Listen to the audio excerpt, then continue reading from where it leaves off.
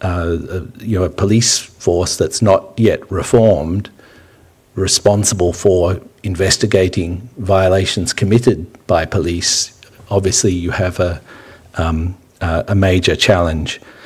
When you look at the courts, of course, the politicisation extended into the judiciary. Many judicial appointments, the former government had compromised the independence of the judiciary. And the capacities of the key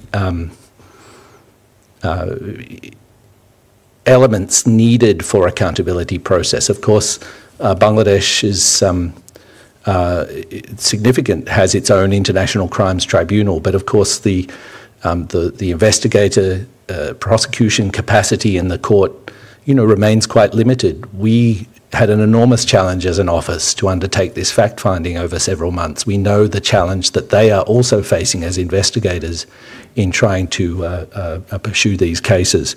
So I think there are many, institutional and capacity challenges for the justice sector in moving forward.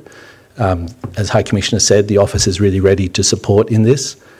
And of course, Bangladesh can also look outwards to some of these other possibilities of international support from the International Criminal Court.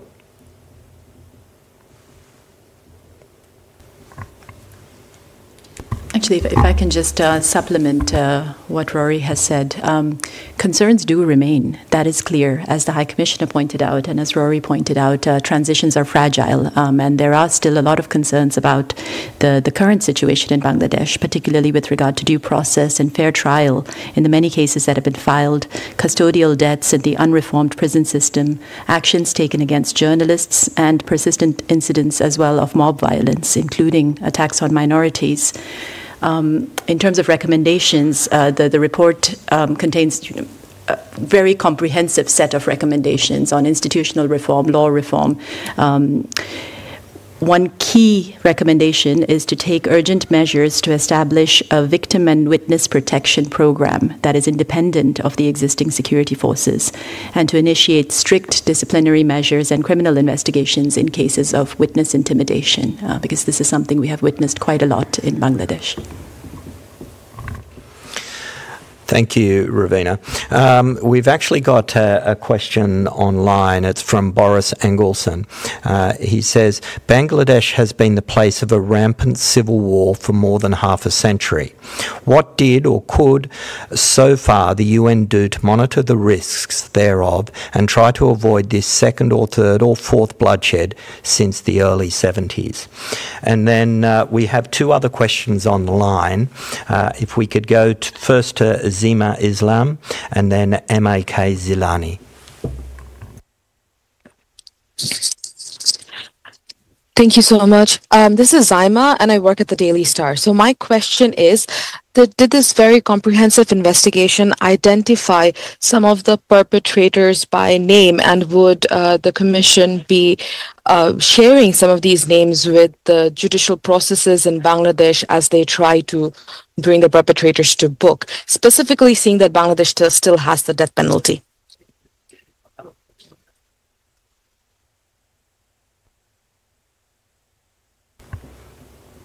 M.A.K. Zilani? I see you're still muted. Thank you.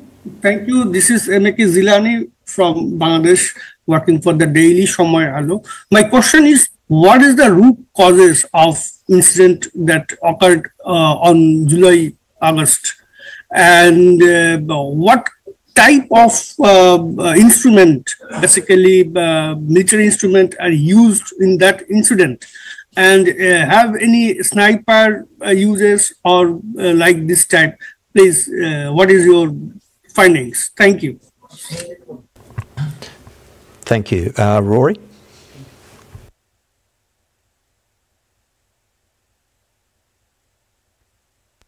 Thank you very much. Just the first question. I mean, we wouldn't characterise the situation in Bangladesh as having been in civil war, but I think perhaps what you're reflecting is that Bangladesh has been caught in this trap of very binary politics, a kind of winner-takes-all politics that has really led to a very deep polarisation in the country. and the capture of state institutions by government in power, and the weaponisation of the law and the state, often against the people, that has in turn also kind of created an enabling environment for corruption and the co-option of the economy for private interests and patronage. So I think all of these elements come together and have held the country hostage in many ways over many years. And I think as the High Commissioner said, but more importantly as the students have said, as Chief Advisor has said, this is an opportunity, historic opportunity, to break that cycle. And to break that cycle, to change the form of politics, governance, economy in Bangladesh, really requires this comprehensive acknowledgement of the past, reform of laws and institutions and of the system of governance, recreation of a civil society and civic space, but also democracy, even democracy within parties, to really cultivate a new democracy in Bangladesh. And I think this is a moment, historic moment, that the students have brought for the country. And I think the High Commissioner's, offering our full support to realising that vision. The report doesn't identify perpetrators as such. I mean, of course, there are senior officials named in the report, different moments, different meetings. As High Commissioner said, this is a human rights investigation, not an individual criminal investigation. Of course, we have retained huge amount of material and evidence from this work. It's being very carefully archived and kept according to the highest standards, so that it could be used in a future accountability process. And yes, on your question about cooperating with judicial processes going forward, this really depends on two or three things. One, of course, the consent of victims and of the people who've given us information to share that information, their protection, that it's safe to do so, that they won't face some reprisal. Secondly, that the process must be credible, fair, must meet the international standards of fair trial. And thirdly, as you rightly said, the issue of the death penalty is a problem for us. We oppose the death penalty in all circumstances, and as a UN policy, we're constrained from cooperating with processes, with trials that can result in the death penalty. So this is a constraint. The interim government is aware of that. We hope that this whole process will lead to some reflection, debate, reconsideration of the death penalty in Bangladesh, which we think is actually a part of this cycle of revenge. And root causes, look, so many issues identified in the report. I mean, of course, the protests themselves came out of this student protest over the reintroduction of a quota system of employment for government jobs that favoured families and descendants of the ruling party. And but it reflected much broader grievances that had become very pent up in the society over a long time. And I think these relate back to some of the things I said about the nature of politics, the high levels of corruption at high level, but also at a day-to-day level, the lack of opportunity, of employment, jobs. This is a country that's moving towards middle income. You have a fantastic young generation coming through universities with all sorts of new skills, and without necessarily the opportunities for employment. The suffocation of a lot of small, medium enterprise by this whole oligarchic approach to the economy, and also I think the fact that these restrictive laws, the controls on social media, the suppression of independent journalism. All of this had built up, really, I think, to a point of explosion. I think when we visited Bangladesh, even in 2022 with the former High Commissioner, Michelle Bachelet, you could feel this tension building in the society. Of course, the elections in January of 2024 were, very polarised and took place in an environment of suppression. And so I think all of these ingredients really were the fuel to which the student protest sort of ignited. And I think this is signified as well in how, after the 17th, 18th of July, the protest broadened from the students to a much more mass movement that was reflective, really, of all sectors of the society and all of the different socioeconomic groups. In terms of weapons, I mean, we have quite a bit of information in the report, and I encourage you to look at it closely. And High Commissioner gave you a few of the statistics there, which were striking. 78% of the fatalities were caused by firing, and of that, 66% were caused by military rifles, and 12% by shotguns with pellets. So that's about, close to 80%. And the things we find, you'll see in the research, is not only the weapons that were used, but how they were used. So this pattern of, for instance, firing obviously indiscriminately into crowds, but also firing above the torso and often at angles that were designed to hit the protesters rather than to disperse the protesters. And of course, as Ravina mentioned, I mean, there's some horrible examples as well of protesters or bystanders being killed, at very, very short range with very high-powered weapons. So I think you will see there, this prevalence use of military-grade weaponry was a key factor in the high level of fatalities that were recorded. Ravina, something? I'll just add to that. The question on root causes was, of course, very important, a key question. And in fact, this was part of what the interim government mandated our office to look into specifically on the root causes that led to these terrible incidents in July and August. The report is very long and detailed. It contains a lot of rich, in-depth information about this. And if you go to page 69, you'll see, the root causes set out in a very systematic manner. And what you will find is, of course, that the root causes run deep. So the reform that needs to take place will also need to be profound. Thank you. We've got two more questions online, and then we're nearly hit the hour mark on the press conference. So I think these will be our final two questions. So we'll start with Mustafizir, followed by Takuya.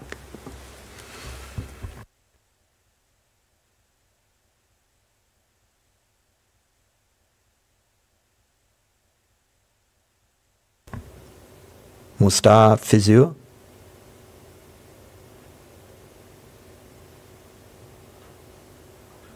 I see you're still muted. Yeah, can you hear me? Yes. Thank you. Yeah, this is Mustafiz from New Age. I'd like to know how could the UN system help Bangladesh government, at present the interim government, to bring back those who held key positions during the July massacre, including the Prime Minister, and many of them by the time fled to other countries and taking shelter there, including India. How could the UN system help Bangladesh to bring back those And do you think UN position on death sentence could stand as a barrier to getting your support in the trial process or investigation process? Thank you. And a question from Takuya. Hi, could you hear me? Yes, we can. Thank you for taking my question. And I'm sorry, I was not allowed to get access to Zoom at the beginning, so someone might have asked already, but I know regarding former Prime Minister herself, are you going to ask India about her whereabouts? Because she reportedly, went to India first. So are you going to ask India? And do you think you have to interview with her or just it's out of scope? Thank you. Thank you, Takuya. There's a similar question. I'll just share one more question online, is concerning what they say, the trial process of Sheikh Hasina. How will it proceed? And the question, similar to what Takuya is asking, is why is India not handing over to Bangladesh? The interim government says that a formal request has been made to bring her back. Is there any opportunities for the UN to play a role in this matter?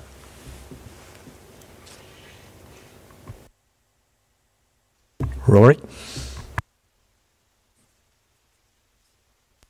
Thank you for the two questions. I mean, I think kind of relate together to this question of Sheikh Hasina and her extradition. Look, the bottom line is that all those responsible for what happened and what amount to very serious human rights violations and possibly international crimes are held accountable. And the report shows that there are different avenues through which justice can be pursued, both in Bangladesh and internationally. The issue of extradition is really a bilateral process, but we hope that states will cooperate and support each other towards this goal of accountability, whether that's India or other states where people may take refuge. There are other ways that states can cooperate and support Bangladesh as well. For instance, investigating corruption and tracing, assets and ill-gotten or stolen funds. So, the important thing is cooperation first, and secondly, that any extradition or trial process respects due process and international standards of fair trial. The specific point of the death penalty was raised. Yes, for the UN, it is a constraint for proceedings that can result in the death penalty, but not just for the United Nations. I think for many member states have this concern, and it would be a factor that they would, also have to weigh in relation to their support to the process or the question of extradition. So I think this is really needs to be seen in this broad principle, really, that accountability must move forward, and states have to find ways to work together to achieve that. Okay, I think that will draw the press conference to an end here. I see there are some more questions, both in the chat room and online. Feel free to reach out to our office. We've got Ravina here and Rory, who can assist you if you send us an email. Just also to let you know, the report is online, as is the press release, so you can get information from that. There is also an infographic, which you will find, I'm sure, very useful. And we will be sending out broadcast quality video as well. Okay, thank you very much, everyone. Have a pleasant day.